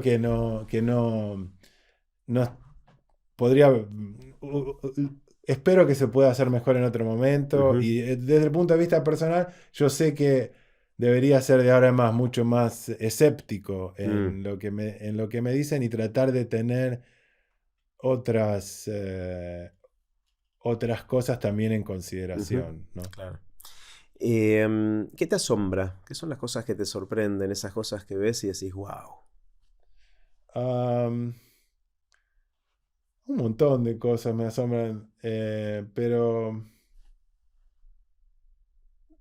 una cosa en particular que siempre me asombra es las habilidades de ciertas personas para hacer cosas, ¿no? Siempre me Ajá. asombro bueno, si lo llevo a mi trabajo, gente joven o otras personas que pueden hacer cosas para mí imposibles, increíbles, que tienen ideas que cómo se les ocurrió. Eso me pasa mucho de ver jóvenes que están haciendo cosas, wow, este está haciendo, mirá lo que pudo hacer. Eh, me pasa Parecido a lo mucho. que sentía la gente cuando vos eras joven y se te ocurrían cosas, o se te siguen ocurriendo Es ahora, digamos. posible, pero Es bueno, el, cosas que yo... Bueno, es como mirar a un gran jugador de fútbol o un gran, no claro, ¿cómo sé, hizo eso? cómo hizo eso, algo que yo no podría... Pero bueno, también te pasa en la parte de mi trabajo, también me pasa mucho. Y me gusta ver eso, ¿no? Y también me gusta a veces ver a estudiantes que tal vez trabajaron conmigo y verlos que están haciendo esas cosas que yo no podría hacer y que, bueno, un poco yo los ayudé, ¿no? Eso también Claro, me disfruto claro. mucho. Qué bueno. ¿Crees, Matías, en algo que no puedas probar?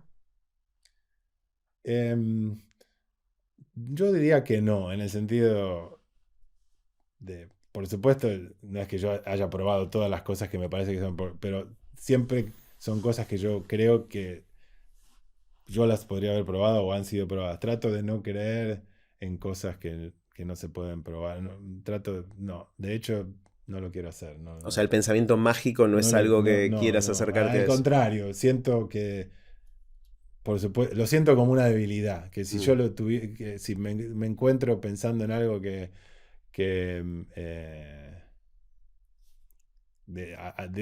algo que no es algo que se pueda probar o en principio es que está mal, que Mm. lo siento como una desde el punto de vista personal, ¿no? Para Es casi nosotros que haga, valórico lo que me estás sí, sí, diciendo. sí, no Eso. para que los demás, cada uno que haga lo que quiera, no me Sí, importa, sí. pero para mí debería yo no hacerlo y lo siento como una debilidad que tal vez esté mal, pero bueno, así Bueno, lo siento. cada uno tiene su... Claro. ¿Tenés alguna habilidad inútil? Creo que puedo mover las orejas así, si empiezo a hacer, bueno, no sé, ahora no me va a Ese, salir bien, ese... pero se me mueven las orejas así, Podés mover, totalmente eso es inútil. bastante inútil, sí, ¿no? Inútil, Sí, totalmente sí, sí. inútil. Que es una habilidad que encima de todo hay que practicarla, ¿no? Porque a la mayoría de la gente le decís mover las orejas y no saben ni cómo, Yo no sé qué no sé qué hacer, no sé, hacer. claro. Pero, por ejemplo, una de mis hijas puede mover las orejas y también no sabía qué hacer. Y de pronto, un día le funcionó. Y una vez que lo puedes hacer, inútil. Está bueno. Ese es verdaderamente. Bueno, no sé. Debe ser algún resabio evolutivo, ¿no? De algunas otras Sí, especies que necesitaban para mover la mover las oreja para ver orejas, de dónde venía el para hacer. sonido. Nosotros ya no, ¿no? Muy bueno. Eh, ¿Qué haces cuando tenés que aprender algo nuevo? Suponete que pegás un salto un poquito al costado y te metes a ver otro tema en tu vida profesional y tenés que aprender cosas que antes no sabías. ¿Por dónde empezás? Casi siempre yo trato de aprender de otra persona, buscarme a alguien. Mm. Eso es lo que yo trato de hacer casi siempre. Por supuesto, leo los papers y todo, pero Lees los eh, papers, no los libros, no los reviews. no los reviews. A veces leo algún review, pero Vas a la fuente original, digamos. voy a la fuente original y trato de reproducir lo que encuentro ahí, ¿no? Pero, pero lo que más me funciona y lo que más me gusta es hacerlo en el contexto de juntarme con alguien que sabe de eso más que yo y tal vez encontrar algo en los cual es algún proyecto en el cual cosas que yo sé le sirven a esa persona Para que haya sí, retribución de me alguna manera. gusta trabajar con otras personas en ese sentido. Ujú.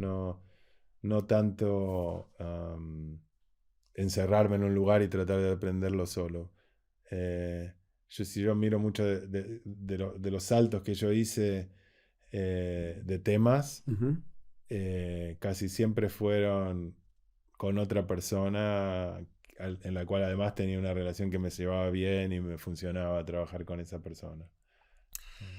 ¿Cuáles son las lecturas que te impactaron a lo largo de la vida? Si tuvieras que decir, estas son, pueden ser libros, pueden ser artículos, pueden ser notas, estas son las 2 o 3 cosas que leí que más hicieron que hoy seas quien sos. Me parece que así de, de un principio, digamos, cuando recién me decidí o ir para el lado de la física en mi familia nadie era científico, Mm. así que uno de los libros que me gustó leer mucho este es Cosmos de Carl Sagan. Estaba Ujú. la La serie, pero serie. también había un libro y en el libro atrás tenía también demostraciones de cosas. Me acuerdo que tenía la demostración de que la raíz de 2 era irracional. Ujú. Me encantaba tratar de entender. Era más chico, así que me costaba entenderlo, ¿no? Pero eran. Y tenía otro que ahora yo no me acuerdo que también tenía como ejercicios así donde yo podía tratar de ver si realmente yo lo podía hacer y entender todos los pasos, ¿no? De Carl Sagan también. Este no era de Carl Sagan, era algo sobre. no me acuerdo, La relatividad de Einstein, ¿de quién era ese libro? Era un libro que lo trataba de explicar, pero tenía como un montón de ejercicios. Mira. Pero eran todos ejercicios para personas que no tenían, que solo sabían matemática del secundario. Eh, Así, eso me ¿Y abrió. cómo es por qué te impactó tanto? ¿Qué te movió? Bueno, obviamente, claramente las preguntas sobre el universo, se ve que cosas que me gustaron mucho, pero también a mí lo que me gustó y me sigue gustando es la manera en el cual tenía una mezcla de no solamente decirte datos o cosas de lo que estaban pasando, sino cómo, cómo llegamos hasta ahí y a veces ejemplos de cosas, por ejemplo, no me sé, me acuerdo una parte donde discutía el tamaño de la Tierra y que la Tierra era, o sea, una esfera y cuál era el radio y cómo en Egipto con las sombras de que a una determinada hora la sombra de algo que estaba vertical llevaba un cierto ángulo y que mandó caminar a uno no sé dónde para medir la distancia y ver que las dos son, se dio cuenta que en tal día las sombras no estaban iguales y con eso supo ese tipo de anécdotas de ver que no solo el dato, sino ¿Cómo cómo hicieron hicieron para...? para hacerlo y que eran muchas, sobre todo cuando vas para atrás, cosas medianamente sencillas que vos te Ujú. las podés imaginar, que vos la podés hacer hoy si quisieras. Eso supongo que me despertó las ganas de ver que es hacerlos y que no es que es diferente de otra parte que uno podría, que yo, aprender historia, bueno, supongo que uno, no sé, es una simplificación de alguien que no hace historia profesionalmente, Ujú. pero que no es tanto saber datos, sino del proceso de aprender algo, ¿no? Claro, está buenísimo. Te voy a hacer la pregunta del cataclismo. Esta es una pregunta inspirada en algo que dice Richard Feynman, el físico, premio Nobel, en los Feynman Lectures on Physics, que es un libro que seguramente leímos ambos. Son 3 libros, de hecho 3 tomos espectaculares. Y en el primer capítulo tira algo que me inspira esta pregunta, que la llamo la pregunta del cataclismo, que es lo siguiente. Suponete que de un día para otro, esperemos que no pase, ¿no? Pero suponete que de un día para otro viene un gran cataclismo que borra de repente todo el conocimiento y la sabiduría humana acumulada a lo largo del tiempo, y a vos te encomiendan la responsabilidad y tenés la oportunidad de escribir un pequeño parrafito que resuma, que sintetice algo importante de lo que sabemos antes del cataclismo para que perdure para las siguientes generaciones post-cataclismo. ¿Qué dirías? Yo diría que bueno, hay un concepto de Wigner que es algo así como de unreasonable, me sale en inglés, Dale, pero decilo en inglés, dale. the unreasonable effectiveness of mathematics in the physical sciences. O sea, el hecho de que la matemática sea tan Efectiva. efectiva de una manera tal vez muy sorprendente y lógica en entender lo que pasa lo que pasa en el universo, en las leyes físicas. Cómo podemos hacer unas fórmulas que nos permiten saber, no sé, Newton, mirando los datos de Kepler, de los planetas, decidió o encontró que los podía explicar si la fuerza de la gravedad funcionaba con una formulita, y después, pero es unos datos que eran y después eso fueron probados por partes por millón, fueron probados, Con esa mucha misma formulita precisión. con muchísima precisión, o para masas que están separadas por fracciones de milímetro, desde las fracciones de milímetro hasta toda nuestra galaxia. ¿Cómo puede ser que formulitas así sean tan increíblemente poderosas o sea, yo les comunicaría a estas futuras generaciones, la matemática funciona, O sea, es como esto de que la matemática es el lenguaje en es el el cual podemos lenguaje. describir cómo funciona el mundo, Sí, ¿no? Es exacto. Por algún motivo que es que andas a ver, misterioso, claro. pero O sea, hay 2 aspectos. Uno es que el mundo sea entendible, primero, sí, ¿no? Que haya regularidades. Que si yo suelto algo acá se caiga hoy y también se caiga mañana. Y el otro es que podamos describirlo matemáticamente. Las dos las cosas, dos ¿no? cosas, sí, sí. Y que las fórmulas son tan... tan precisas. En muchos casos hemos no sé, los electrones son como un imancito, Ujú. el momento, El spin. sí, el imán, la fuerza de ese imán se puede calcular como hasta no sé cuántos decimales, 12 decimales, y uno lo mide y funciona. O sea, muy extraño. Que Es no es raro. necesario, digamos, porque podría ser regular el universo, pero no necesita que uno pueda hacer predicciones con unas fórmulas que las descubrió para una cosa, las usa para otra y bueno. Claro. Bueno, lo de Newton, ¿no? De que la gravedad que hace que la manzana se caiga es la misma que hace que la luna esté dando vueltas alrededor nuestro, más o Y menos. las estrellas en nuestra galaxia Ujú. y después fue la misma fórmula, ahora hay experimentos, como te decía, dos masitas que están separadas por una distancia de mucho menos de 1 milímetro y funciona igual. Es muy loco eso, Es ¿eh? muy loco. Sí, sí, sí. Matías, si te despertaran, esperemos que no pase tampoco, pero si te despertaran a las 3 de la mañana, te sacuden así, te dicen, Matías, ¿de qué trabajas? ¿Qué te sale decir? No trabajo, yo tengo un hobby que es tratar de entender lo que pasa en el cosmos, digamos, usando mediciones y fórmulas matemáticas.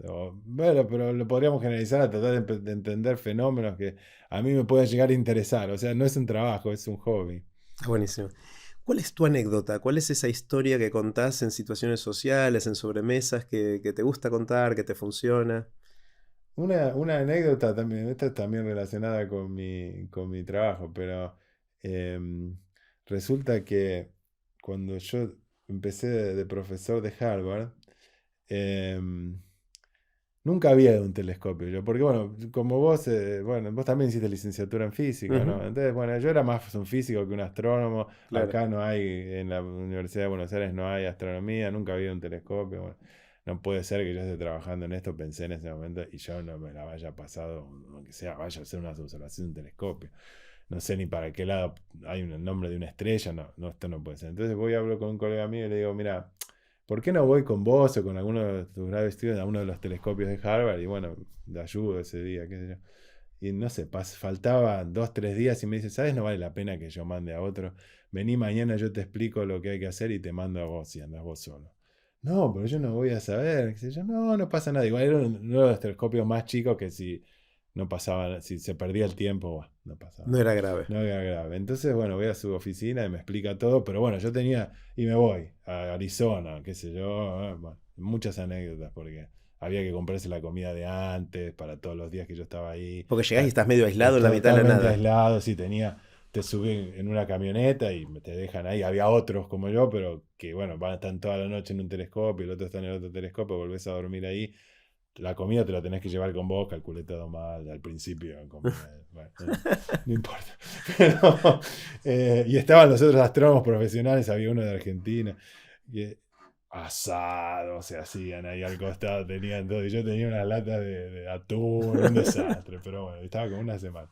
Pero bueno, la cosa es que él me había explicado todo lo que tenía que hacer, pero si algo fallaba, yo no tenía, o sea, tenía pero hasta ahí, y bueno, una de las noches hago, qué sé yo, pom, pom, pom, es en una computadora, ¿no? No es que vos mirás por el telescopio, sino que le decís que haga tal cosa, que saque la foto, sí, sigo todas las instrucciones, hay que calibrarlo, hay que hacer esto, hago todo, saco la foto, miro, cada tanto tenés que mirar para estar seguro que esto negro, nada, ok.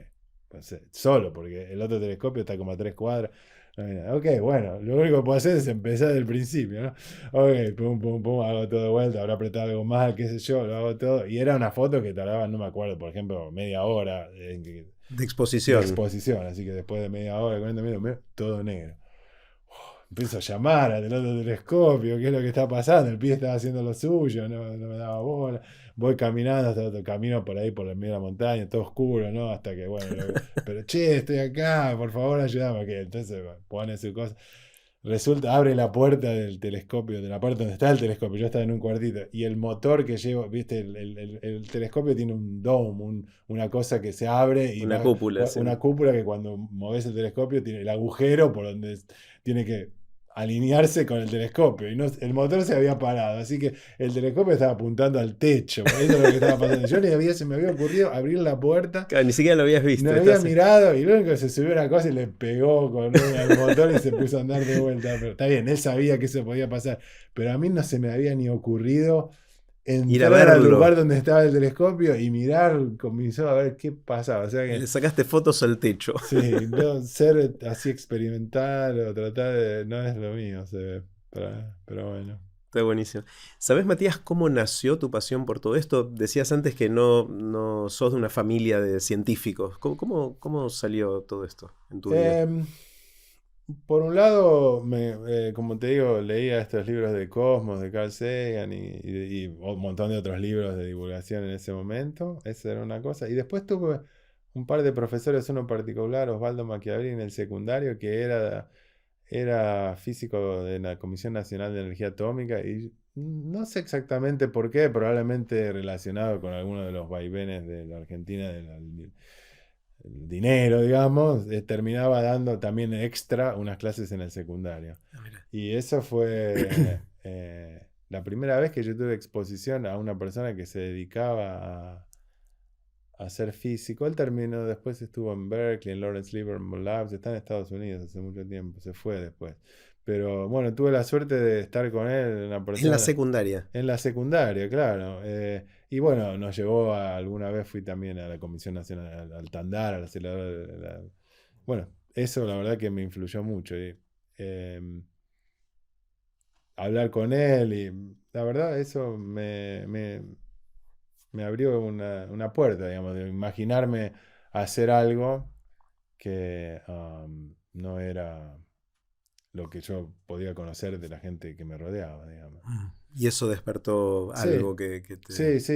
De ahí, después de eso, decidí realmente estudiar física, que no era una cosa. O sea, hubiera sido más lógico que, dado mi contexto familiar, que hubiera estudiado alguna ingeniería, algo así. A mí, obviamente, me gustaba la matemática, pero eh, jugarse a hacer algo que no sirve para nada, digamos, no es tan. Bueno, pero bueno, lo hice y me funcionó.